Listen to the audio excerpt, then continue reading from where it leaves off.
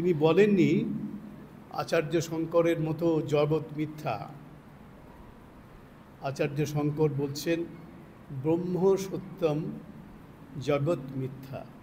ব্রহ্ম হচ্ছে একমাত্র সত্য, মানে ঈশ্বরই একমাত্র সত্য, আর এই জীব জগৎ মানুষ যা কিছু আমরা দেখি সব মিথ্যা। মিথ্যা কী অর্থে মিথ্যা? আচার্য শঙ্কর বলছেন যদি তুমি ব্রহ্মকে সব কিছু নিয়ন্তা বলে মনে করো বা জানো তিনিই সব কিছু করছেন, তার ইচ্ছে ছাড়া কিছু হয় না, তাহলে জগৎটা মিথ্যা কী করে হবে? শঙ্করাচার্য বললেন ব্রহ্মই একমাত্র সত্য, ঈশ্বরই একমাত্র সত্য, আর এই জীব জগৎ মানুষ যা আমরা দেখছি সব মিথ্যা। শ্রীরামকৃষ্ণ বলছেন যে তোমরা কি করে বলো জগৎ মিথ্যা? ব্রহ্ম সত্য ঠিক আছে, জগৎ মিথ্যা কি করে হয়? জগৎ যদি মিথ্যা হয়ে যায় তাহলে ব্রহ্মও তো মিথ্যা হয়ে যাবে, কারণ এই ব্রহ্মেরই প্রকাশ তো এই জগৎ বেদান্তের মতে। যদি ব্রহ্মকে বলো তোমরা সত্য, তাহলে জগৎকে মিথ্যা কি করে বলো? অকাট্য যুক্তি।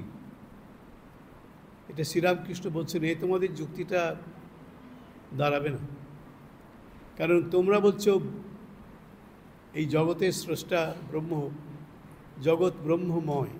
তাই যদি হয় তাহলে এই জগৎটা কি ব্রহ্ম ছাড়া? শ্রীরামকৃষ্ণ বলছেন তোমরাই বলছো যে এই ব্রহ্মময় এই জগৎ, তাহলে এই জগৎ কি ব্রহ্ম ছাড়া হয়ে গেল? জীব জগতের মানুষ সব ব্রহ্ম ছাড়া হয়ে গেল, সব মিথ্যা হয়ে গেল? যদি ব্রহ্ম সত্য হয় তাহলে জগৎটাও সত্য হবে। কী দৃষ্টিতে সত্য হবে বা কোন যুক্তিতে সত্য হবে? ব্রহ্ম যুক্তিতে জগৎ সত্য। শ্রীরামকৃষ্ণ বললেন ব্রহ্মও যদি সত্য হয় তাহলে জগৎও সত্য।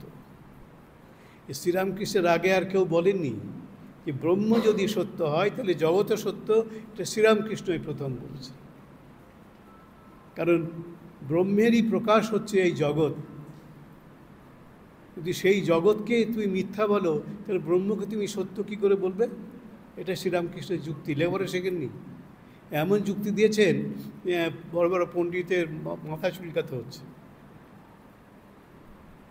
শ্রীরামকৃষ্ণের যুক্তির কাছে পণ্ডিতদের যুক্তিও হার বেড়ে যাচ্ছে। শ্রীরামকৃষ্ণ এই জগৎকে অস্বীকার করছেন না। আচার্য